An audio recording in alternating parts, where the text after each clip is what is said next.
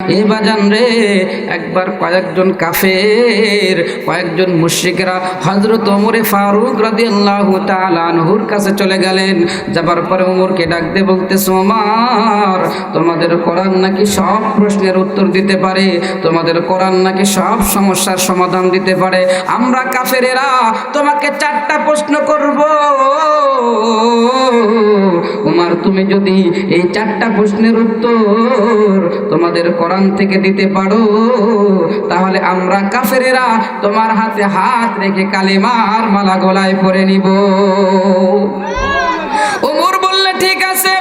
কাফেরের দলেরা ডাক দিয়ে বলে, ওমর শোনো, আমরা বললাম তোমাদের কোরআন যদি 4টা প্রশ্নের উত্তর দিতে পারে তাহলে আমরা মুসলমান হয়ে যাব।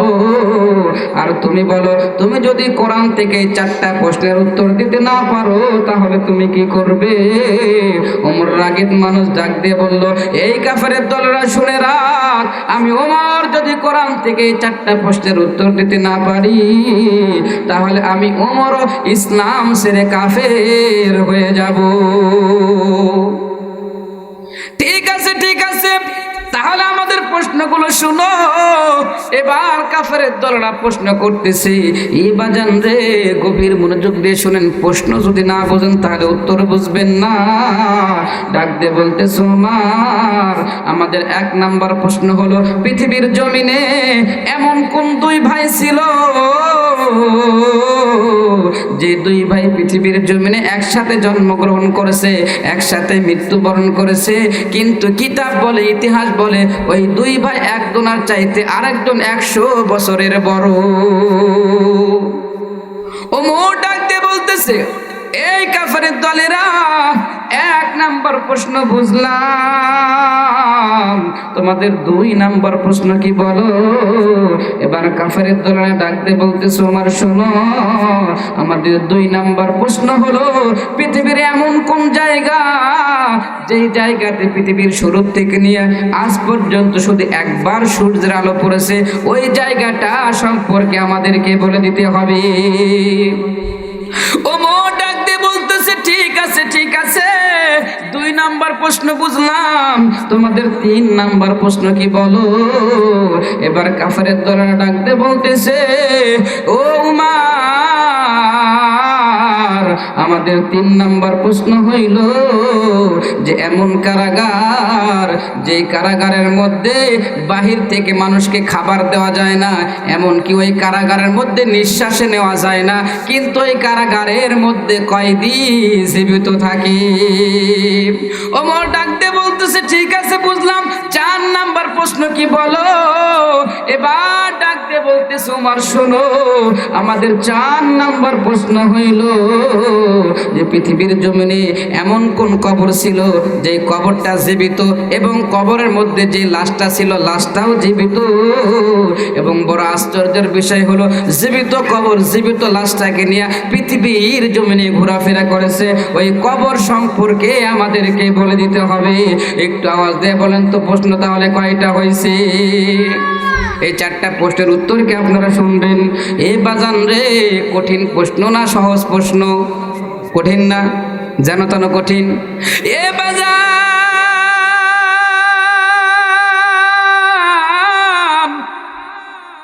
যেন তেন কঠিন নয়। কাফের বেঈমানরা প্রশ্ন করেছে, উত্তর দিতে পারলে কাফেররা মুসলমান হবে, আর যদি উত্তর দিতে না পারে তাহলে ওমরকে কি করতে হবে? ইসলাম ছেড়ে কাফের হয়ে যাওয়া লাগবে। অতএব ওরা যেন তেন প্রশ্ন করে নাই, কঠিন থেকে কঠিন 4টা প্রশ্ন করছে। প্রশ্ন করার সাথে সাথে হযরত ওমরের মাথা ঘুরে গেছে। ওমর চিন্তায় পড়ে গেল, হায় রে হায়, এত কঠিন প্রশ্নের উত্তর আমি কেমন করে দিব? এ বাজান রে, কাফেররা মাঝে মাঝে এমন প্রশ্ন করতো যে শুধু ওমরের মাথা ঘোরাইতো না, স্বয়ং নবীজি সাল্লাল্লাহু আলাইহি ওয়াসাল্লামের মাথা পর্যন্ত ঘুরে যাইতো। এমনও প্রশ্ন করতো নবীজি পর্যন্ত মাঝে মাঝে হিমশিম খেয়ে যাইতো উত্তর দিতে। এমন প্রশ্ন কিছু মানুষ আছে, করে কি করে না? সৃষ্টির সেরা তুমি, এ বুকের রত্ন তুমি, তুমি যে মদিনারি বুলবুল, তোমাকে চিনিতে করিনি ভুল। হে রাসূল, তোমাকে চিনিতে করিনি ভুল। উম্মতের লাগিয়া তুমি কত না কেন্দেছো,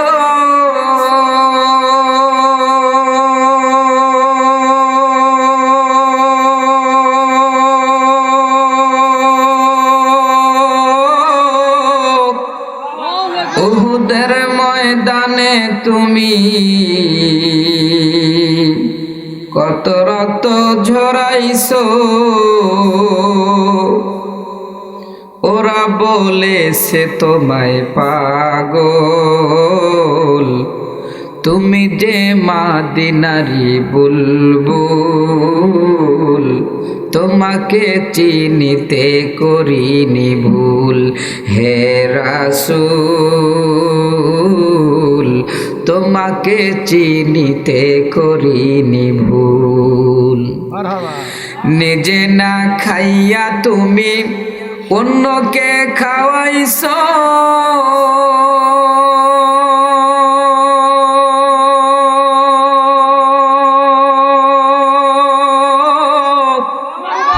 ক্ষুধার যন্ত্রণায় তুমি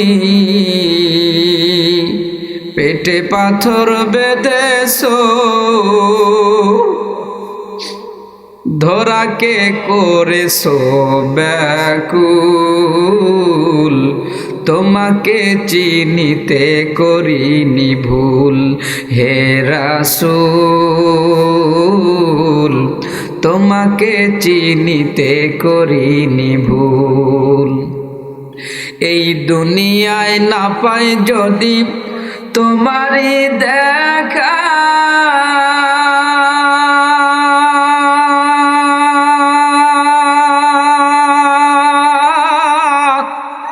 পরকালেও যদি না পাই তোমার দেখা,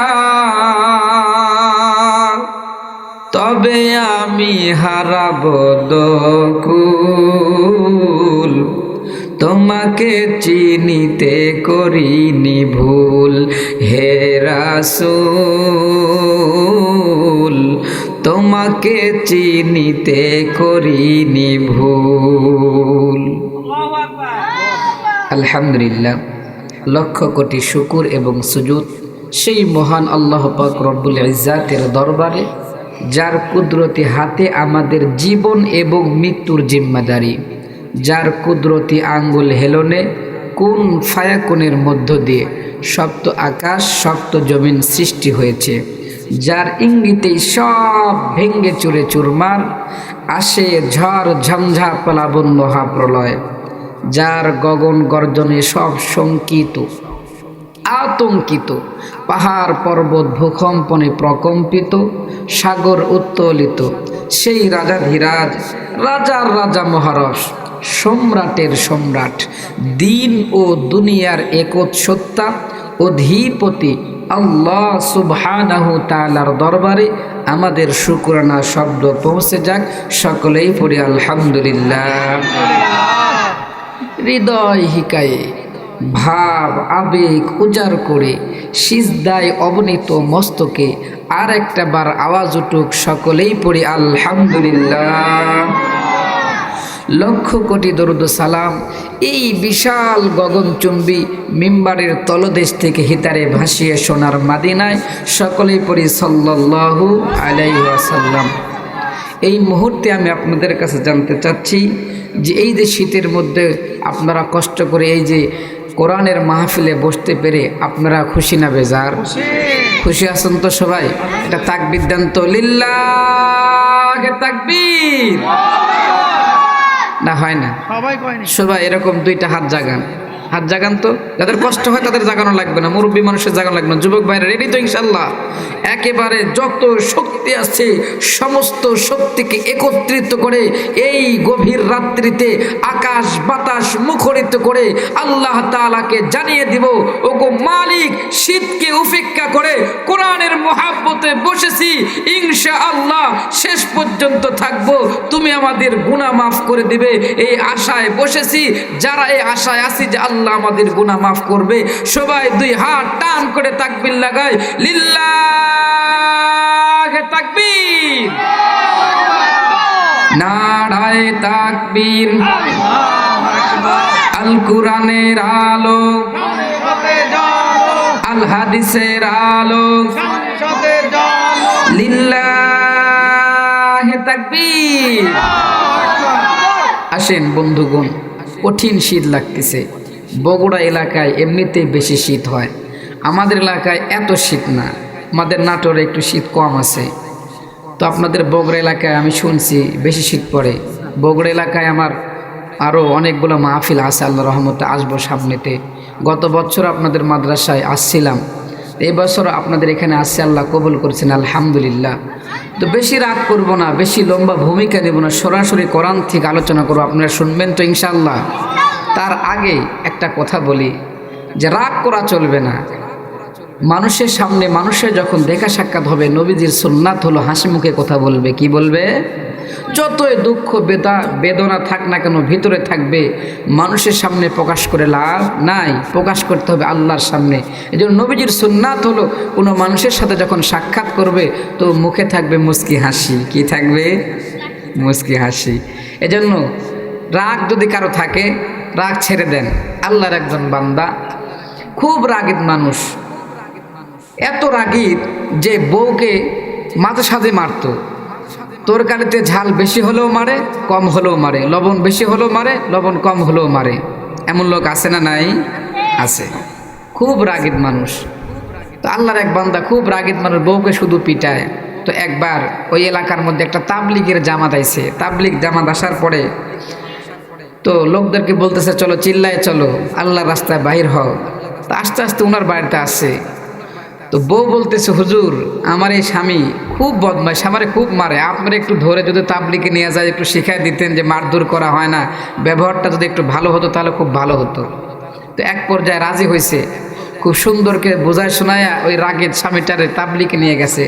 যাবার পরে তাবলিগের সিস্টেম হলো যে যারা থাকে ওই কয়জনই, আজকে 3 জন কালকে 3 জন, এরকমভাবে রান্না বান্না বা কাজ কামের একটা লিস্ট করে দেয়, পালা করে তারা কাজ করে।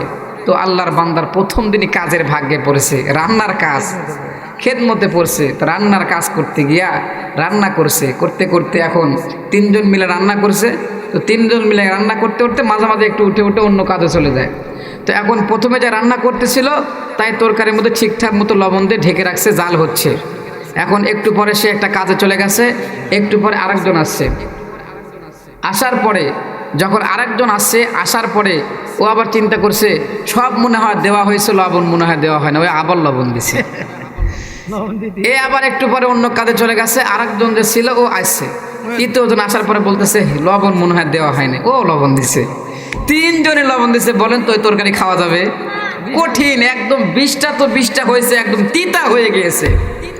তো আর চাকে না, ওইভাবেই তাবলিগের নিয়মে প্লেটের মধ্যে বেড়ে দিয়েছে, খানা খাচ্ছে। তো তাবলিগের নিয়ম হলো ভুল ধরা যাবে না, যা দিয়েছে আলহামদুলিল্লাহ।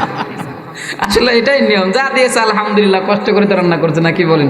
ভুল ধরলে সঙ্গে সঙ্গে যে রান্না করছে ওর মনে আঘাত পাবে, ঠিক কিনা? তো আলহামদুলিল্লাহ সবাই বলে খেয়েছে, কিন্তু সবাই আলহামদুলিল্লাহ বলে খাইলেও তো অতটা খেতে পারে নাই, কারণ তরকারির কি অবস্থা, 3 বার লবণ দিয়েছে। এখন গোস্ত রান্না করছে খুব ভালো, দেখতে শুনতে খুব ভালো লাগতেছে। এখন এই 3 জন মনে করতেছে যে ওরা তো খুব একটা খেলো না, অনেকগুলো আছে, আমরা মজা করে খাবো। এখন যেই মাত্র খাবার বসছে, যেই লোকমাটা মুখে দিয়েছে তো আর চাবাইতে পারে না, এত তিতা হয়েছে। আল্লাহর বান্দা চিন্তা করে, মালিক গো, বাড়িতে থাকতে বউকে কতই না পিটাইছি লবণের জন্য, কম হলেও পিটাইছি, বেশি হলেও পিটাইছি, আর আজকে আমি রান্না করতে যাই কি হাল করছি, তওবা বললাম, জীবন আর বউকে পিটাবো না। সুবহানাল্লাহ। মা বোনরা খুব খুশি হয়েছে আজকে। আপনারা কি করেন? যদি একটু কম বেশি হয় মানায় নেবেন, ঠিক আছে? তাহলে সংসার ভালো চলবে ইনশাল্লাহ। বাজান রে আমার সবাই খেয়াল করে শুনবেন, আল্লাহর বান্দা তওবা করছে, যার কোনোদিন বউকে পিটাবে না, বাড়িতে চলে আসছে, যেই বাড়িতে আগে প্রতিদিন গন্ডগোল ফাসাদ হইতো, বইয়ের সাথে ঝগড়া ফাসাদ লেগেই থাকতো, এখন বাড়ি আসার পরে তাদের বাড়িতে আর কোনো ঝগড়া ফাসাদ হয় না। পাশে একটা হিন্দু বাড়ি ছিল, হিন্দু বাড়ির লোকেরা মনে করে কেড়ে, আগে না প্রতিদিন সে মারামারি করতো, ঝগড়া ফাসাদ করতো, এখন আর দেখি ঝগড়া ফাসাদ করে না। একদিন ওই বাড়িতে এসে রাখতে বলতেছে, বন্ধু তোমার স্বামী দেখি তোমার আর মারধর করে না, কোনো বকাঝোকা করে না, কোনো গালিগালাজ করে না, কিসের জন্য? বলে তাবলিগে গিয়েছিল এই জন্য। হিন্দু মহিলা ডাক দিয়ে বলছে, ঠিক আছে আমার স্বামীকে আমি তাবলিগে পাঠাবো। কারণ হইল মহিলা মানুষ একটু শান্তি চায় রে বাজান। এই বাজান রে, তারা কি শান্তি চায়? আমি রান্না করে দিয়েছি, স্বামী খাবে, সন্তান খাবে, যদি থাকে সে খায়, না থাকলে খায় না, কথা বলেন ঠিক কিনা? কিন্তু আমরা খাবার পরে ওদের প্রশংসা করি না, বড় আরো রাগ দেখাই, কথা বলেন ঠিক কিনা?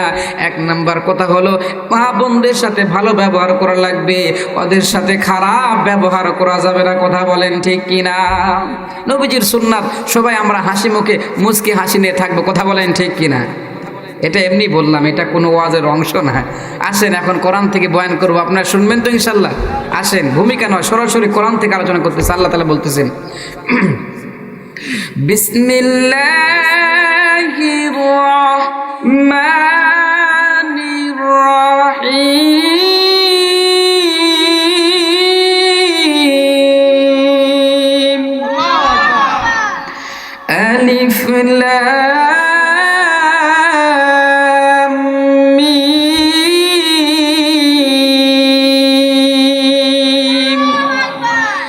যালিকাল কিতাবু লা রাইবা ফীহি হুদাল লিল মুত্তাকিন।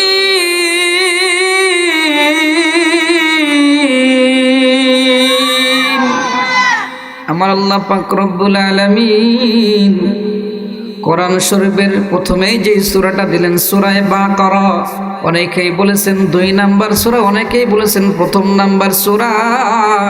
এই সূরার প্রথমে আল্লাহ তাআলা কি কথা বললেন? যেন তেন কথা বলেন নাই, প্রথমে অবশ্যই কোনো গুরুত্বপূর্ণ কথা বলেছেন, কথা বলেন ঠিক কিনা? এ বাজান রে, আমার আল্লাহ পাক রব্বুল আলামিন কোরআনের শুরুতেই কি কথা বললেন জানার দরকার আছে না নাই? এ বাজান রে, আল্লাহ তাআলা বললেন যালিকাল কিতাব লা রাইবা ফি, এমন একটা কিতাব আমি তোমাদের সামনে দিলাম, যে কিতাবের মধ্যে ভুলতে দূরের কথা, মানুষ সন্দেহ করবে যে ভুল থাকতেও পারে, এমনও কোনো সুযোগ নাই। এত বড় একটা কিতাব আল্লাহ পাক রব্বুল আলামিন আমাদেরকে দিলেন। কেন দিলেন জানেননি? হুদাল লিল মুত্তাকিন। আল্লাহ তাআলা বলেন এরকম নির্ভেজাল কোরআন আমি তোমাদেরকে দিলাম, নির্ভেজাল কিতাব দিলাম, কারণ এই কিতাবটা মুত্তাকিদেরকে সঠিক সরল রাস্তা দেখাবে, সঠিক রাস্তা দেখাবে, সরল রাস্তা দেখাবে। আর কোরআনের মধ্যে কোনো সন্দেহ নাই, আল্লাহ তাআলা পৃথিবীর শুরু থেকে নিয়ে শেষ পর্যন্ত যত ঘটনা, যত রকম সমস্যা, সব সমস্যার সমাধান, সব প্রশ্নের উত্তর কোরআনের মধ্যে আল্লাহ তাআলা দিয়ে দিয়েছেন, কথা বলেন ঠিক কিনা? কোরআন তো এমন কোরআন, কোনো গায়ক যদি মনে করে যে আমি কোরআনকে গায়ক হিসেবে ব্যবহার করব, তো দেখবে যে কোরআনের সব আয়াতের এমন সুন্দর মিল, ও মনে করবে মনে হয় যে আল্লাহ কোরআন গায়কের জন্য মনে হয় বানাইছে। আবার যদি দার্শনিক যদি দেখে, যদি কেউ বিজ্ঞান দিয়ে যদি দেখে, যেই অবস্থায় আসুক না কেন, যেই অবস্থায় কোরআনকে দেখবে, সবার সমাধান কোরআন দিয়ে দেবে, কথা বলেন ঠিক কিনা? এ বাজান, তাহলে একটা স্লোগান দিতে হবে, সব সমস্যার সমাধান দিতে পারে আল কোরআন। পারবেন তো ইনশাল্লাহ? আমি বলবো সব সমস্যার সমাধান, আপনারা বলবেন দিতে পারে আল কোরআন। বলেন তো দেখি, সব সমস্যার সমাধান কি বিশ্বাস হয় না? সব সমস্যার সমাধান দিতে পারে, এজন্য একটু সবাই বলেন না, সব সমস্যার সমাধান সব প্রশ্নের উত্তর দিতে পারে। কথা বলেন ঠিক কিনা? এ বাজান গভীর মনোযোগ দিয়ে শুনেন, রাত অনেক হয়ে যেতেছে, এই জন্য বেশি দীর্ঘ করব না। সব সমস্যার সমাধান কোরআন দিতে পারে। কথা বলেন ঠিক কিনা? এ বাজান রে, একবার কয়েকজন কাফের, কয়েকজন মুশরিকরা হযরত ওমরে ফারুক রাদিয়াল্লাহু তাআলা আনহুর কাছে চলে গেলেন। যাবার পরে ওমরকে ডাক দিয়ে বলতেছে, ওমর, তোমাদের কোরআন নাকি সব প্রশ্নের উত্তর দিতে পারে, তোমাদের কোরআন নাকি সব সমস্যার সমাধান দিতে পারে। আমরা কাফেরেরা তোমাকে 4টা প্রশ্ন করব। ওমর, তুমি যদি এই 4টা প্রশ্নের উত্তর তোমাদের কোরআন থেকে দিতে পারো, তাহলে আমরা কাফেরেরা তোমার হাতে হাত রেখে কালিমার মালা গলায় পরে নিব। ওমর বললে, ঠিক আছে। কাফেরের দলেরা ডাক দিয়ে বলে, ওমর শোনো, আমরা বললাম তোমাদের কোরআন যদি 4টা প্রশ্নের উত্তর দিতে পারে, তাহলে পারে আমরা মুসলমান হয়ে যাব। আর তুমি বলো, তুমি যদি কোরআন থেকে 4টা প্রশ্নের উত্তর দিতে না পারো, তাহলে তুমি কি করবে? ওমর রাগীব মানুষ ডাক দিয়ে বলল, এই কাফেরের দলেরা শুনে রাখ, আমি ওমর যদি কোরআন থেকে 4টা প্রশ্নের উত্তর দিতে না পারি, তাহলে আমি ওমরও ইসলাম ছেড়ে কাফের হয়ে যাব। ঠিক আছে, ঠিক আছে, তাহলে আমাদের প্রশ্নগুলো শুনো। এবার কাফেরের দলরা প্রশ্ন করতেছে। এই বাজান রে, গভীর মনোযোগ দিয়ে শুনেন, প্রশ্ন যদি না বোঝেন তাহলে উত্তর বুঝবেন না। ডাক দিয়ে বলতেছে, ওমর, আমাদের 1 নাম্বার প্রশ্ন হলো, পৃথিবীর জমিনে এমন কোন 2 ভাই ছিল যে 2 ভাই পৃথিবীর জমিনে একসাথে জন্মগ্রহণ করেছে, একসাথে মৃত্যুবরণ করেছে, কিন্তু কিতাব বলে, ইতিহাস বলে, ওই 2 ভাই একজনের চাইতে আরেকজন 100 বছরের বড়। ওমর ডাক দিয়ে বলতেছে, এই কাফেরের দলেরা, 1 নাম্বার প্রশ্ন বুঝলাম, তোমাদের 2 নাম্বার প্রশ্ন কি বলো? এবার কাফেরের দলেরা ডাক দিয়ে বলতেছে, ওমর শোনো, আমাদের 2 নাম্বার প্রশ্ন হলো, পৃথিবীর এমন কোন জায়গা যেই জায়গাতে পৃথিবীর শুরু থেকে নিয়ে আজ পর্যন্ত শুধু একবার সূর্যের আলো পড়েছে, ওই জায়গাটা সম্পর্কে আমাদেরকে বলে দিতে হবে। ওমর ডাক দিয়ে বলতেছে, ঠিক আছে, ঠিক আছে, 2 নাম্বার প্রশ্ন বুঝলাম, তোমাদের 3 নাম্বার প্রশ্ন কি বলো? এবার কাফেরের দলেরা ডাক দিয়ে বলতেছে, ও উমার, আমাদের 3 নাম্বার প্রশ্ন হইল যে এমন কারাগার, যেই কারাগারের মধ্যে বাহির থেকে মানুষকে খাবার দেওয়া যায় না, এমনকি ওই কারাগারের মধ্যে নিঃশ্বাসে নেওয়া যায় না, কিন্তু ওই কারাগারের মধ্যে কয়েদি জীবিত থাকে। ওমর ডাক দিয়ে বলতেছে, ঠিক আছে, বুঝলাম, 4 নাম্বার প্রশ্ন কি বলো? এবার ডাক দিয়ে বলতেছে, ওমর শোনো, আমাদের 4 নাম্বার প্রশ্ন হইল যে পৃথিবীর জমিনে এমন কোন কবর ছিল যে কবরটা জীবিত, এবং কবরের মধ্যে যে লাশটা ছিল লাশটাও জীবিত, এবং বড় আশ্চর্যের বিষয় হলো, জীবিত কবর জীবিত লাশটাকে নিয়ে পৃথিবীর জমিনে ঘোরাফেরা করেছে। ওই কবর সম্পর্কে আমাদেরকে বলে দিতে হবে। একটু আওয়াজ দিয়ে বলেন তো, প্রশ্ন তাহলে কয়টা হয়েছে? এই 4টা প্রশ্নের উত্তর কি আপনারা শুনবেন? এ বাজান রে, কঠিন প্রশ্ন না সহজ প্রশ্ন? কঠিন না? যেন তেন কঠিন। এ বাজান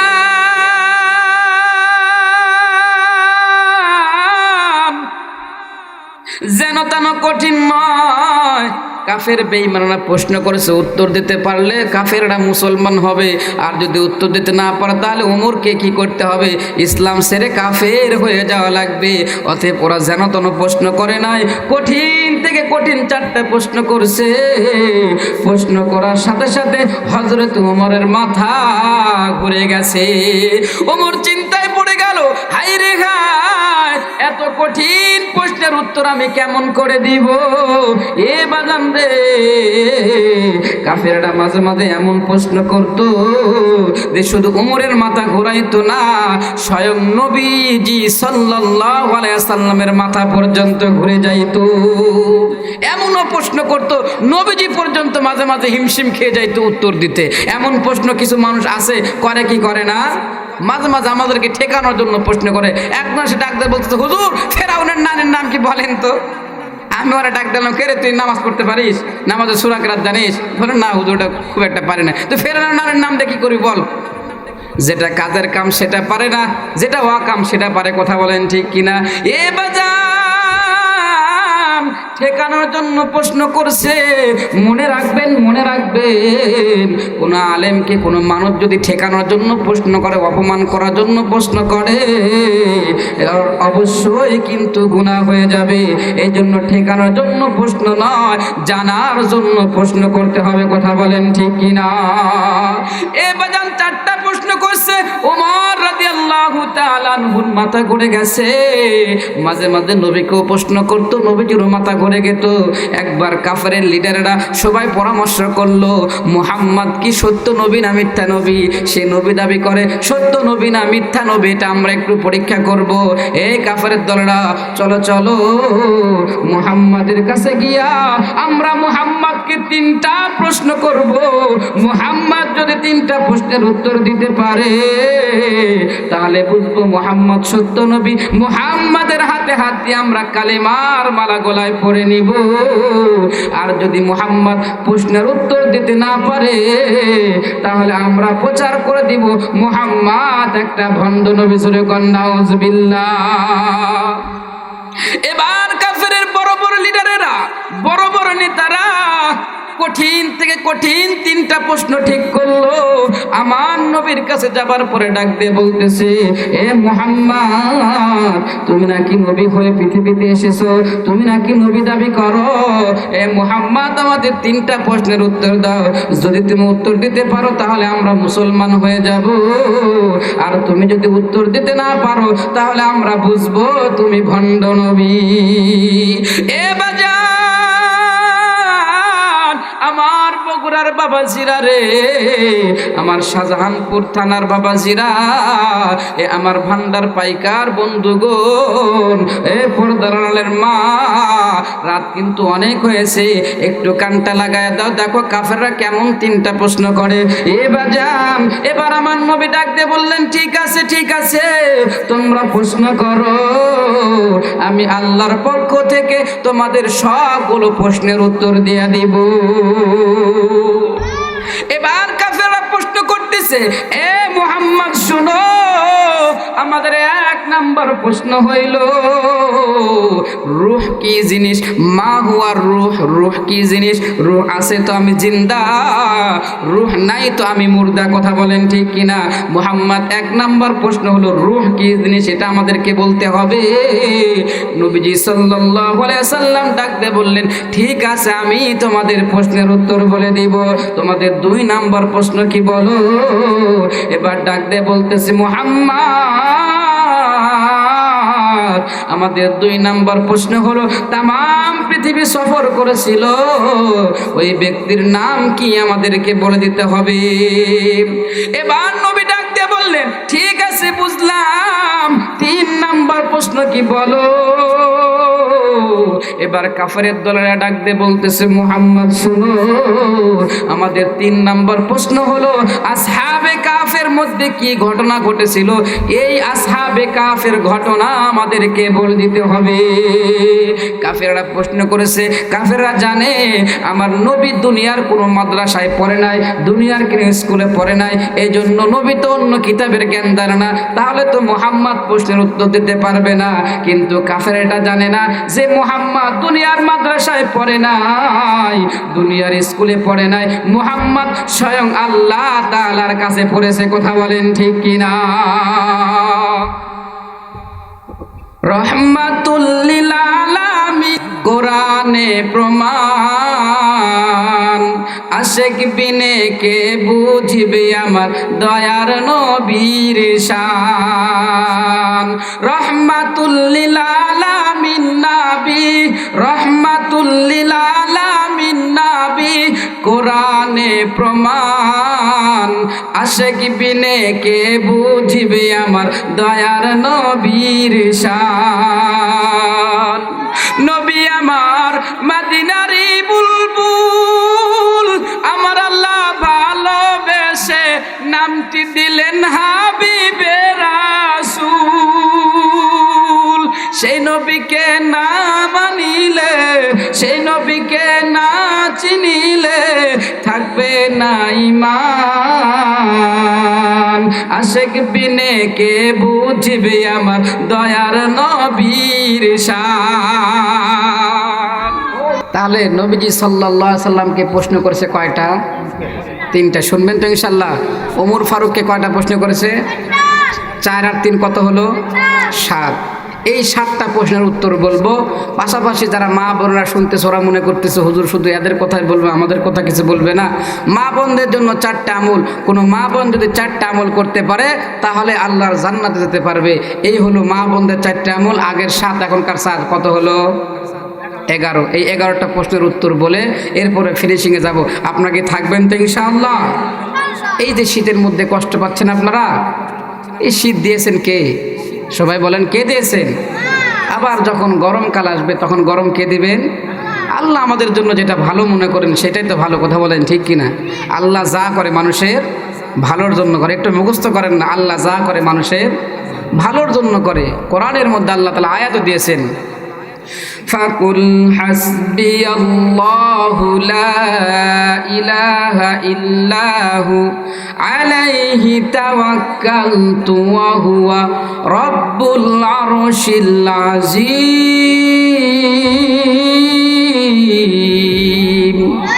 আল্লাহ পাক রব্বুল আলামিন কোরআনের আয়াতের মধ্যে ডাক দিয়ে বলতেছেন, বান্দার দল, আমি আল্লাহ বলে দিলাম, আমি আল্লাহর প্রতি ভরসা রাখো, আমি আল্লাহ তোমাদের জন্য যথেষ্ট হয়ে যাব। অর্থাৎ আল্লাহ যা করে আমাদের ভালোর জন্য করে। কথা বলেন ঠিক কিনা? তবে মাঝে মাঝে মানুষ নিজের ইচ্ছাকৃতভাবে বিপদে পড়ে। একটু টাকা দিয়েছে, একটু পয়সা দিয়েছে, তো টাকা হবার পরে কি করবে না করবে আর কোনো হুঁশ থাকে না। কোনো সময় গানের প্যান্ডেলে টাকা দিচ্ছে, কোনো সময় যাত্রার প্যান্ডেলে টাকা দিচ্ছে, কোনো সময় ফুটবল খেলে টাকা দিচ্ছে, কোনো সময় ক্রিকেট খেলার টাকা দিচ্ছে। কথা বলেন ঠিক কিনা? যত নোংরামি কাজ সবগুলো করে, তখন আর আল্লাহ তারে দেখে না, সে নিজের হাতে নিজের ক্ষতি ডেকে নিয়ে এসে। কথা বলেন ঠিক কিনা? এমন মানুষ আছে না নাই? তবে সচরাচর আমরা যেভাবে চলি, আল্লাহর প্রতি তাওয়াক্কুল করে যদি চলি, আল্লাহ আমাদের জন্য যথেষ্ট হবে। আল্লাহ আমাদের জন্য যা করে ভালোর জন্য করে। কথা বলেন ঠিক কিনা? একজন বাদশা নামদারের দরবারে একজন হুজুর ছিল, ধর্মমন্ত্রী। বাদশা যখন বিপদে পড়তো তো মাঝে মাঝে বাদশাকে ডাক দিয়ে বলতো, ও বাদশা, আপনি মন খারাপ করেন না, বিপদে পড়ছেন, ধৈর্য ধরেন, আল্লাহ যা করে মানুষের ভালোর জন্য করে। নসিহত করতে করে না আয়াত দিয়ে। বাজান রে আমার ছবি, গভীর মনোযোগ দিয়ে শুনবেন, কোনো দিকে নজর দিবেন না। বাজান রে, একবার বয়ান চালু হয়ে গেলে এর মাঝখান যদি ব্রেক পড়ে আর বয়ান কিন্তু সেই পর্যায়ে আসে না, লাইন কিন্তু ঘুরে অন্যদিকে চলে যায়। কথা বলেন ঠিক কিনা? এ বাজান রে, এরপর আমি চেষ্টা করতেছি সুন্দর ভাষায় আপনাদেরকে বোঝানোর জন্য। রাজ দরবারের মধ্যে হুজুর থাকে, বাদশা নামদার যখন বিপদে পড়ে, মাঝে মাঝে বিপদে পড়লে হুজুর যা বলে, ও বাদশা, আপনি মন খারাপ করিয়েন না, আল্লাহ যা করে মানুষের ভালোর জন্য করে। কথা বলেন ঠিক কিনা? এ বন্ধু, শুধু বাদশা নামদার জন্যই নয়, আমাদের জন্য আল্লাহ যা করে ভালোর জন্য করে। বাদশাকে হুজুর বলে, কিন্তু বাদশার হুজুরের কথা তেমন একটা ভালো লাগে না। হঠাৎ করে একদিন বাদশা নামদার শখের বশতে হরিণ শিকার করার জন্য সৈন্য সামন্তদেরকে নিয়ে গ্রহীন জঙ্গলের মধ্যে গেছে হরিণ শিকার করার জন্য। হরিণ শিকার করতে গিয়া সুন্দর একটা হরিণ বাদশা নামদার দেখতে পাইছে। হরিণ দেখার পরে বাদশা নামদার হরিণের দিকে তীর ধনুক দিয়া হরিণের দিকে নিশানা বানাইতেছে আর তীর মারতেছে। হরিণ কিন্তু খুব জোরে দৌড়ায়, দৌড়ানোর কারণে বাদশা নামদার তীর মারে কিন্তু হরিণের গায়ে একটাও তীর লাগে না। এক পর্যায়ে তীর মারতে মারতে বাদশা নামদারের সব তীর শেষ হয়ে গেছে। তীর যখন শেষ হইয়া গেছে, ইতিমধ্যে হরিণটা দৌড়াইতে দৌড়াইতে একটা ঝোপের আড়ালে গিয়া পালাইছে। বাদশা নামদার চিন্তা করলো, হরিণটা যেহেতু ঝোপের আড়ালে গিয়ে পালাইছে, অতএব আমার তীরও শেষ হয়ে গেছে, কিন্তু আমার কোমরের মধ্যে ধারালো তরবারি আছে, এই তরবারি দ্বারাই আমি ঝোপের আড়ালে গিয়া হরিণকে আঘাত করব। এ বন্ধু, এ আমার বগুড়ার বাবাজিরা শুনো, কানটা একটু লাগায়া দাও বাজান রে। বাদশা নামদার দেখলো এবার হরিণটা ঝোপের আড়ালে গিয়ে পালাইছে। এবার বাদশা নামদারের কোমরের মধ্যে ধারালো তরবারি ছিল, তরবারিটা বাহির করছে। বাহির করার পরে এবার ডান হাত দিয়ে তরবারির ডাঁট ধরেছে। ডাঁট বলেন নাকি আপনারা, না হাতল বলেন? ডাঁট, তরবারির ডাঁট ধরেছে ডান হাত দিয়ে, আর বাম হাত দিয়ে তরবারির মাথা ধরেছে। এরকম করে তরবারিটা ধরে, এরকম করে তরবারিটা ধরে আস্তে আস্তে চুপি চুপি ওই ঝোপের আড়ালে যে হরিণটা পালাইছে ওই হরিণের কাছে যাইতেছে, হরিণকে আঘাত করবে। এ বন্ধু, আস্তে আস্তে চুপি চুপি যখন হরিণের কাছে গেছে, হরিণের দিকে খেয়াল, তরবারির মাথা যে বাম হাত দিয়ে ধরে আছে এটা আর খেয়াল নাই। যেই মাত্র তরবারিটা টান দিয়েছে, টান দেওয়ার সঙ্গে সঙ্গে বাদশা নামদারের বাম হাতের একটা আঙ্গুল কেটে জমিনে পড়ে গেছে। এ বন্ধু, বাদশা নামদারে যখন আঙ্গুল কেটে গেছে, এখন এখানে আপনারা বলতে পারেন যে হুজুর এক টান দিলে কি হাতের আঙ্গুল কাটে? এরে বন্ধু, কাটে কাটে। যদি বাদশা নামদারের ধারালো তরবারি হয় তাহলে কাটতে পারে, আমাদের ভোতা ছুরি দ্বারা হবে না। কথা বলেন ঠিক কিনা? আমাদের ভোতা ছুরি দিয়ে তো সাধারণত আমরা বাঁশ কাঠ এগুলোই কাটতে পারি না, আমাদের হাত কাটে কেমন করে? কিন্তু বাদশা নামদারের তরবারিটা অত্যন্ত ধারালো হওয়ার কারণে টান দিয়েছে, টান দেওয়ার সঙ্গে সঙ্গে একটা আঙ্গুল কেটে জমিনের মধ্যে পড়ে গেছে। বাদশা নামদার শৌখিন মানুষ রক্ত দেখে চিৎকার মেরে ডাক দিয়ে বলতেছে, আমারে বাঁচাও। চিল্লাইতেছে, আল্লাহ পাইতেছে আর বলতেছে, আমারে বাঁচাও, আমারে বাঁচাও, আমারে বাঁচাও। বাদশা নামদার যখন চিল্লায়, আমারে বাঁচাও, আমারে বাঁচাও, সৈন্য সামন্তরা মনে করলো কি ব্যাপার, বনের মধ্যে গিয়া বাদশা নামদার আবার কি হইল? এক্ষুনি দেখলাম যে হরিণের পিছনে দৌড়াইতেছিল, হঠাৎ করে বাদশা নামদারে কি হইল? সৈন্য সামন্তরা সবাই যখন দৌড়িয়ে আসলো, আসার পরে তাকায় দেখে বাদশার আঙ্গুল কেটে গেছে, দর দর করে রক্ত বাহির হয়। সবাই মিলে বাদশা নামদারকে তাড়াতাড়ি করে ধরিয়া রাজমহলে যখন নিয়ে এসে, রাজমহলে নিয়ে আসার পরে বাদশা নামদারে প্রাইভেট একটা ডাক্তার আছে, খুব বড় ডাক্তার, রাজমহলে সব সময় থাকে। ডাক দিয়ে বলতেছে, এই তোমরা কেউ আমার হাতে হাত দিবে না, আমার পার্সোনাল ডাক্তার আমার কাজ করবে। কেন? কারণ বাদশা নামদারের একটা জীবনের ভয় আছে, যাকে তাকে যদি আমার গায়ে হাত দিতে দিই তাহলে অনেক সময় হতে পারে যে ইঞ্জেকশন ভালোটার বদলে দেখা যাবে যে বিষ ঢুকায় মেরে ফেলা দেবে। কথা বলেন ঠিক কিনা? এজন্য বাদশা নামদার ডাক দিয়ে বলতেছে, কোনো ডাক্তার লাগবে না, আমার বিশ্বস্ত ডাক্তার যাকে আমি রাখছি তারে ডাক দাও। এবার যখন মহলের মধ্যে শোরগোল পড়ে গেছে, হইচই পড়ে গেছে, এবার ডাক্তার আসার পরে বাদশা নামদার আঙ্গুলটাকে সুন্দর করে ব্যান্ডেজ করতেছে। এমন সময় যে হুজুর ছিল, মাঝে মাঝেই বলতো, আল্লাহ যা করে ভালোর জন্য করে। বাজান রে, হুজুর হঠাৎ করে সকালবেলা বাড়ি থেকে আসতে একটু দেরি হয়ে গেছে, এর মধ্যে কাণ্ড ঘটে গেছে। এবার মহলের মধ্যে যখন ঢুকতেছে দেখে খুব হই আল্লাহ হতেছে, কিসের জন্য এত হই আল্লাহ, এত চিল্লা পাল্লা কিসের জন্য? হুজুর এবার আস্তে আস্তে মহলের মধ্যে ঢুকে দেখে এমন একটা পরিস্থিতি, বাদশা নামদার আঙ্গুল কেটে গেছে, বাদশা নামদার শুধু চিল্লাইতেছে, আর এই দিক দিয়া ডাক্তার সুন্দর করে ব্যান্ডেজ করে দিচ্ছে। ডাক্তার যখন ব্যান্ডেজ করে দিয়েছে, এরপরও বাদশা নামদার কান্না থামে না, বারবার বলতেছে, হায় হায় এ কি হলো, এ কি হলো, আমার উপরে এটা কি হলো?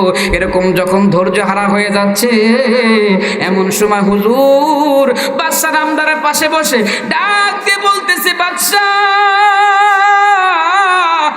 খারাপ কইরেন না, আপনি ভেঙ্গে পড়বেন না, আপনার আঙ্গুল কাটছে এইটাও আল্লাহ ভালোর জন্য করছে। মেজাজ ঠিক থাকে নাকি? এত বড় একটা ক্ষতি হয়েছে, হুজুর বলতেছে আঙ্গুল কাটছে এটাও নাকি ভালোর জন্য করছে। যেই মাত্র বলছে বাচ্চাটা, এই হুজুর তোর মাথা খারাপ, আঙ্গুল কেটে গেল, কত বড় একটা ক্ষতি হলো, আর তুমি বলতেছো যে এটাও আল্লাহ ভালোর জন্য করছে। না মাস্কারি করো, আমার সাথে ঠাট্টা করো না। কে কোথায় আছো? হুজুরকে ধরো তো, না আমার সামনে থেকে নিয়ে যাও, পরে কারাগারের মধ্যে বন্দি করে তো পাগলামু সারলে আবার তখন বাইর করো। এ বাজান, এবার যখন হুজুরকে বলছে হুজুরকে ধরো, এমন সময় হুজুর ডাক দিয়ে বলতেছে বাদশা কথা আমার নয়, আল্লাহ তাআলা নিজেই বলছেন ফাকুল হাসবিয়াল্লাহু লা ইলাহা ইল্লাহু আলাইহি তাওয়াক্কালতু ওয়া হুয়া রাব্বুল আরশিল আযীম। আমার প্রতি ভরসা রাখো, আমি আল্লাহ তোমাদের জন্য যথেষ্ট। আল্লাহ যা করে মানুষের ভালোর জন্য করে। এই কথা বলছিলাম তো নাকি? এ বাজান রে, অতএব ওগো বাদশা নামদার কথা আমার নয়, আল্লাহ নিজেই বলছে মানুষের জন্য আল্লাহ যা করে ভালোর জন্য করে। অতএব আমার কথা নয়, এটা কোরআনের কথা। অবশ্যই আপনার আঙ্গুল কাটছে, এইটার মধ্যেও অবশ্যই ভালাই আছে। এ বন্ধুরে, বাদশা নামদার ডাক দিয়ে বলতেছে এই হুজুর আমার সাথে মস্কারি করো, আমার সাথে ঠাট্টা করো না। আচ্ছা আমার আঙ্গুল কাটছে, এটা যে আল্লাহ ভালোর জন্য করছে তুমি কি প্রমাণ করতে পারবে? হুজুর জোশের ঠেলায় বলছে হ্যাঁ পারবো, কারণ কোরআন যাদের মধ্যে থাকে তাদের ভিতরে আলাদা একটা জোশ, আলাদা একটা পাওয়ার কাজ করে। কথা বলেন ঠিক কিনা? এমনও বিষয় আছে আমি হুজুরও জানি না যে এই কাজটা করলে পরে আমি ঠকবো না জিতবো, তাও জানি না, কিন্তু কোরআনের পাওয়ারে বলে দিই অনেক সময় দেখা যায় কোরআনের বরকতে আল্লাহ তাআলা কঠিন থেকে কঠিন বিপদও রক্ষা করে দেয়। অনেক জায়গায় শুনি যে এই রাত্রে মাহফিল করে যাবার সময় পথের মধ্যে ডাকাতে ধরছে, ড্রাইভার বলতেছে হুজুর ডাকাত সামনে কি করব? বলে দরুদ শরীফ পড়ো, জানলাটা একটু খুলে দাও। খুলে দিছে, হুজুর মুখ চোখ এরকম রুমাল দিয়ে ঢাকা ছিল, খুলছে, খোলা পর বলছে আসসালামু আলাইকুম ভাই, কি চান আপনারা? ভাই আমি অমুক বক্তা, আপনাদের কি আমার সাথে দেখা করার জন্য দাঁড়ায় আছেন? ডাকাতদের দলেরা বলে কে রে হুজুর? বলে কি রে? যেই মাত্র দেখছে হুজুর একজন ভালো মাপের হুজুর, তখন ডাকাতেরা সব কিছু গোছায় একটু আড়াল করে বলছে হুজুর আমরা এমনি দাঁড়ায় আছি, ভাবলাম যে এই দিক দিয়ে অনেক আল্লাহর ওলিরা যায়, তাদের সাথে দেখা করব। এ বাজান, কোরআনের বরকতে অনেক কাজ হয়। হুজুর নিজেও জানে না যে বাচ্চার আঙ্গুল কাটছে ভালো না মন্দ হবে, কিন্তু জোশে পড়ে বলে ফেলছে যে আল্লাহ যা করে ভালোর জন্য করে। এবার বাচ্চা ডাক দিয়ে বলতেছে এই হুজুর তুমি কি প্রমাণ করতে পারবে? ডাক দিয়ে বলতেছে হ্যাঁ হ্যাঁ আমি প্রমাণ করে দিব যে আপনার আঙ্গুল কাটছে এটাও আল্লাহ ভালোর জন্য করছে। এবার বাচ্চা ডাক দিয়ে বলতেছে ঠিক আছে ঠিক আছে, তুমি প্রমাণ করবে আমার আঙ্গুল কাটছে এটাও আল্লাহ ভালোর জন্য করছে। আমি তোমার 7 দিন সময় দিলাম, এই 7 দিনের মধ্যে তোমার প্রমাণ করতে হবে যে আমার আঙ্গুল কাটছে এটা আল্লাহ ভালোর জন্য করছে।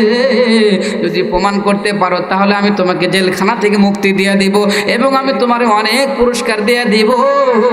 আর যদি তুমি প্রমাণ করতে না পারো তাহলে হুজুর শুনে রাখো, আমি এত বড় একজন বাদশা আমার সাথে ঠাট্টা মাস্কারি করছো, যার কারণে আমি তোমাকে সমস্ত জনগণের মধ্যে ফাঁসির কাস্টে ঝুলাইয়া দিব।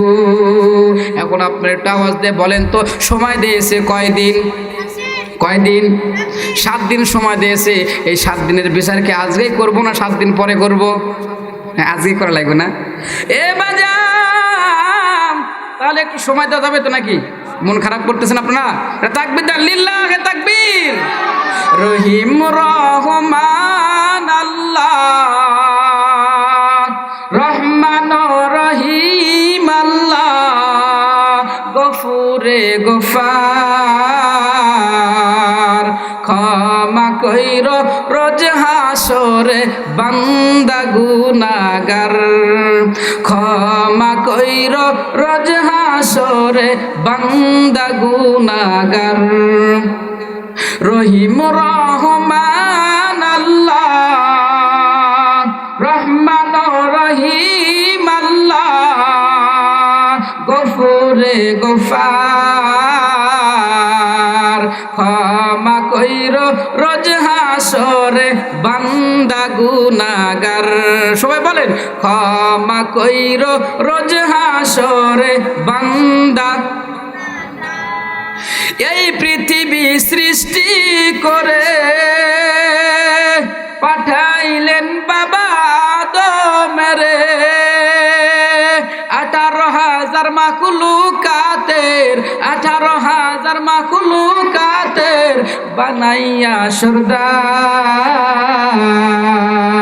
ক্ষমা কইর রোজ হাসরে বান্দা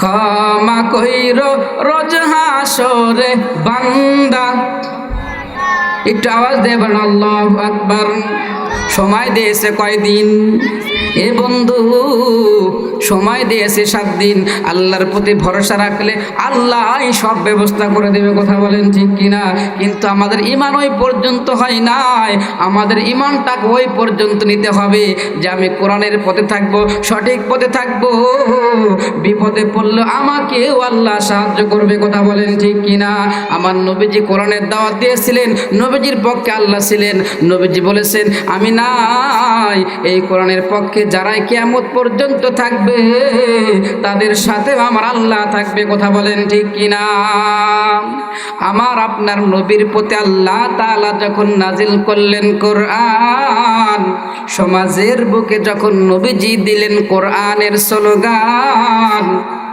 কাফের বেঈমানদের হৃদয়টা ভেঙে চুর হয়ে গেল খান খান তারা নবীজির দেহ থেকে কেটে দিতে চাইল নবীজির গর্দান আল্লাহ তাআলা যেন জারি করে দিলেন আসমানি ফরমান দোস্ত আমার হাবিব আপনার দোস্ত আমার হাবিব আমার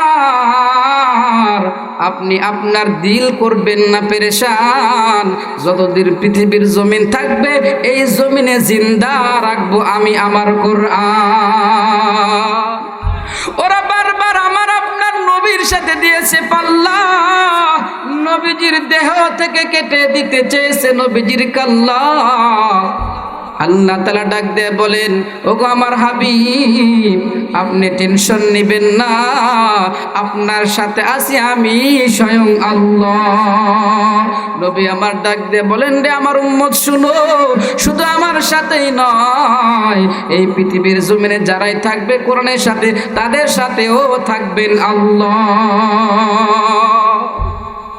কোরআনের সাথে যারা থাকবে তাদের সাথে আল্লাহর সাহায্য থাকবে কথা বলেন ঠিক কিনা কিন্তু আমাদের ঈমান তো অদূর পর্যন্ত পৌঁছায় না একটু বিপদ দেখলে পিছে চলে আসি কথা বলেন ঠিক কিনা মনে রাখতে হবে কোরআন যদি আমরা বুকের মধ্যে ধারণ করে আমরা মুসলমানের যদি ঈমান নিয়ে যদি আমরা মাঠে নামি নাস্তিক বেঈমান মুরতাদেরা অবশ্যই লেজ গুটিয়ে পালিয়ে যাবে কথা বলেন ঠিক কিনা এজন্য আমাদের ঈমান পাকা করতে হবে এবং কোরআনকে বক্ষে ধারণ করে সমস্ত জালেমদের বিরুদ্ধে লড়াই করতে হবে কথা বলেন ঠিক কিনা এ বন্ধু যেই কথা বলতেছিলাম আল্লাহর প্রতি ভরসা রাখতে হবে কথা বলেন ঠিক কিনা হুজুর বলেছে হুজুরকে 7 দিন সময় দিয়েছে হুজুরের বিচার হবে 7 দিন পরে এ বন্ধু আল্লাহর প্রতি ভরসা রাখলে আল্লাহ সব ব্যবস্থা করে দেয় আল্লাহর একজন পাগল বান্দা মোটামুটি একটু পাগল সিস্টেম কিন্তু বলে রাখি এটা দুনিয়ার পাগল নয় আল্লাহর বান্দা ছিল আল্লাহর জন্য পাগল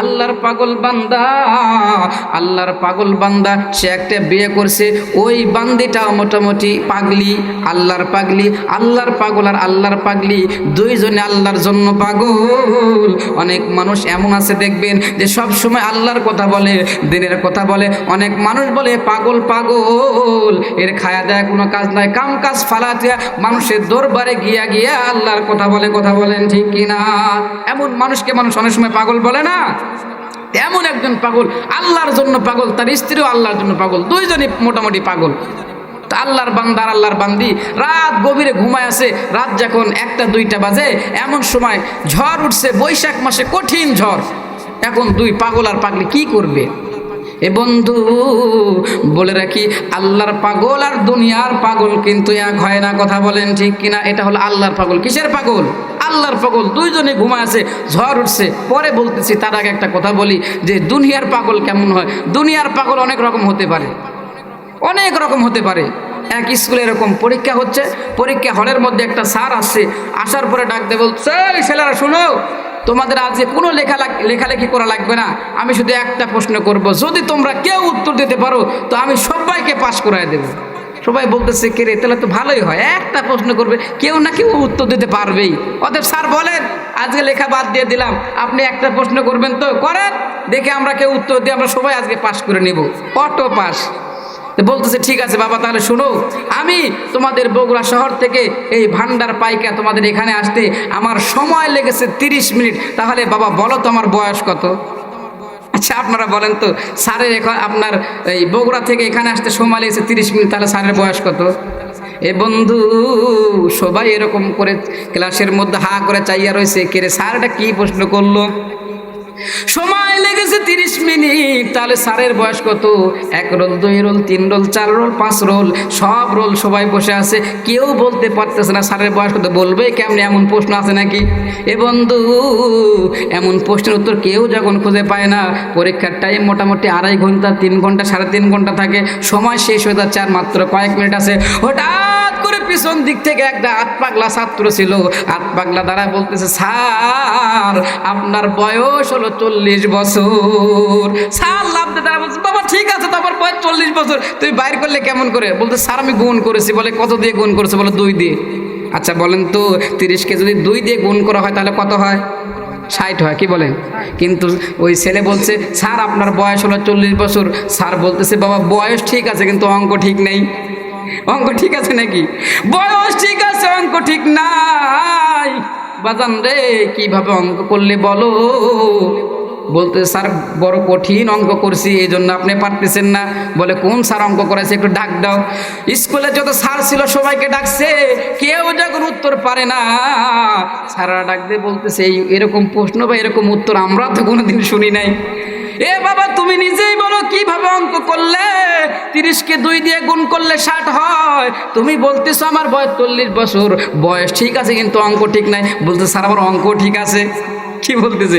অঙ্ক ঠিক আছে। বলতেছে বাবা তাহলে বলো তো দেখি কিভাবে অঙ্ক করলে? বলতেছে স্যার গো আমার বাড়িতে আমার একটা বড় ভাই আছে, ওর বয়স হলো 20 বছর, ও হলো আতপাগলা। সকালবেলা যদি মাকে মা বলে, বিকেলবেলা মাকে এসে বোন বলে। পাগল যদি এক সময় ভালো থাকে আর এক সময় পাগল হয়ে যায়। আমার ভাইয়ের বয়স হলো 20 বছর। আমি চিন্তা করে দেখলাম কে রে আমার ভাই আত পাগল হবার পরে ওর বয়স যদি 20 বছর হয়, আর স্যার যে প্রশ্ন করেছে এটা কোনো ফুল পাগলের প্রশ্ন ছাড়া হতে পারে না। আমি চিন্তা করলাম আমার ভাই আত পাগল হবার পরে ওর বয়স যদি 20 বছর হয়, তাহলে পরে স্যার তো ফুল পাগল, স্যারের বয়স অবশ্যই 40 বছর হবে। এ বাজান রসিকতা করলাম, মন খারাপ করেন না। এ বন্ধুরে এবার আসেন না, আল্লাহর বান্দা আর আল্লাহর বান্দি পাগল ঘুমায় আছে। দুনিয়ার পাগলের কথা বললাম, এবার শোন আল্লাহর পাগলের কি কেরামতি। আল্লাহর পাগল আর আল্লাহর পাগলি বান্দা রাত্রে ঘুমায় আছে, রাত 1টা 2টা বাজে, এমন সময় বৈশাখ মাসে ঝড় উঠছে। আল্লাহর ওই পাগল আর পাগলের বাড়ি ছিল গ্রামের দক্ষিণ পাশে একটা ভিটার উপরে। কিসের উপরে? ভিটার উপরে। গ্রামের লোকজন মিলে তাদেরকে একটা ঘর করে দিয়েছে, যে গরিব মানুষ থাকার জায়গা নাই, তো খাসের একটা জমি আছে, ভিটা আছে, ভিটার উপরে ঘর বাড়ি করে দাও। আসলে মূল কথা হলো খাসের জমি যদি কোথাও থাকে তাহলে পরে যারা গরিব অসহায় সরকারি জায়গায় তারা যা স্থান নেবে, কথা বলেন ঠিক কিনা? কিন্তু আমার দেশের সমস্যা হলো যে কোনো গরিব লোকই দেখবেন না যে খাসের জায়গায় স্থান পেয়েছে। যত নেতা আছে দেখবেন যে টেন্ডারবাজি আর রাজনীতির বলে যা দেখবেন যে সবগুলো খাসের জমি, সবগুলো খাসের নদী খাল বিল যেগুলো আছে সবগুলো তারা দখল করে নিয়ে আসছে, কথা বলেন ঠিক কিনা? আর আমার দেশের গরিব মানুষগুলো যাওয়ার জায়গা পায় না, রাত্রিবেলা ঘুমাবে সেই জায়গা পায় না। বগুড়া শহরে যা দেখবেন, ঢাকাতে যা দেখবেন, আমাদের নাটোরে দেখবেন, রাজশাহীতে দেখবেন যে কত অসহায় দরিদ্র মানুষ ওইরকম প্ল্যাটফর্মে ঘুমায় আছে, তাদের থাকার জায়গা নাই। ও বন্ধু তোমাদেরকে বলি, ওই গরিবদের হক নষ্ট করলো তো কিয়ামতের ময়দানে বলো তুমি আল্লাহর সামনে দাঁড়াবে তো কোন মুখ নিয়ে দাঁড়াবে? সময় শেষ হয়ে আসতেছে, এই পাগলের কথা বলে শেষ করে দেবো ইনশাআল্লাহ। এ বন্ধু গভীর মনোযোগ দেন। প্রশ্ন করেছিলাম কয়টা? 7টা বলে কয়টা? 11টা প্রশ্ন করেছিলাম, কিন্তু সময় না, সময় খুবই সংকীর্ণ হয়ে গেছে। এ বন্ধু তাহলে কথা বলতেছিলাম, এরপরে হুজুরের বিচার হবে কয়দিন পরে? 7 দিন পরে এইদিকে বলতেছে আল্লাহর উপরে ভরসা রাখতে হবে। আল্লাহর পাগল বান্দার পাগলি বান্দি যখন রাত্রিবেলা ঘুমাছে, এমন সময় কাল বৈশাখী ঝড় উঠছে। তাদের ঘর ছিল বনের বেড়ার ঘর। ঝড় উঠছে, দক্ষিণ দিকের বাতাস হয়, তাহলে ঘর তো উত্তর দিকে হেলে যাবে। উত্তর দিকে যখন ঘর হেলে যায়, এমন সময় ওই পাগল ডাক দিয়ে বলতেছে, স্ত্রী রে, একটা বাঁশ নিয়ে এসো, আমাদের ঘর তো পড়ে যায়, বাঁশ দিয়ে একটু ঠেকা দিই। এবার স্ত্রী যখন একটা বাঁশ নিয়ে এসে দিয়েছে, বন্ধুরে আমাদের আকলে বলে, আমাদের জ্ঞানে বলে, দক্ষিণ দিকে যদি বাতাস হয় তাহলে বাঁশ লাগাইতে হবে উত্তর দিকে। কথা বলেন ঠিক কিনা? কিন্তু আল্লাহর বান্দা পাগল, সে উত্তর দিকে বাঁশ লাগায় নাই, দক্ষিণ দিকের বাতাস হয়, দক্ষিণ দিকে বাঁশ লাগায় খেলা শুরু করে দিয়েছে। স্ত্রী ডাক দিয়ে বলতেছে, স্বামী গো, কি ব্যাপার, যেই দিকের বাতাস হয় সেই দিকে বাঁশ লাগায় খেলা শুরু করে দিলেন, কিসের জন্য? ডাক দিয়ে বলতেছে, স্ত্রী রে, তুমি কি বুঝো না, আমার আল্লাহ চায় উত্তর দিকের বাতাস দিয়ে দক্ষিণ দিকে আমার ঘর ফালাইতে, আমি আল্লাহর উল্টো চলতে পারি না। আমার আল্লাহ যেই দিকে, আমি পাগলাও সেই দিকে। জোরে গন সুবহানাল্লাহ। সঙ্গে সঙ্গে আল্লাহ পাক রব্বুল আলামিন ঝড় থামা দিয়েছে। পাগলের ঘর যেমন ছিল আবার তেমনই দাঁড়া গেছে। অনেক সময় দেখবেন যে ঝড়ের কারণে, ভূমিকম্পের কারণে বড় লোকের অনেক বড় অট্টলিয়া পল্টে যায়, উল্টে যায়, কিন্তু গরিবের ছোট্ট কুটিরই ওই রকমই থাকে। কথা বলেন ঠিক কিনা? ওই রকম ভাবে দেখে গেলো ঝড়ে সব কিছু তছনছ, কিন্তু পাগল আর পাগলির ঘর দক্ষিণ দিকে ভিটার উপরে থাকার পরও আল্লাহ হেফাজত করেছে। কথা কোন ঠিক কিনা? এটা একটা কথা বললাম যে আল্লাহর প্রতি ভরসা রাখতে হবে, আল্লাহ যেদিকে আমরা সেদিকে। কথা বলেন ঠিক কিনা?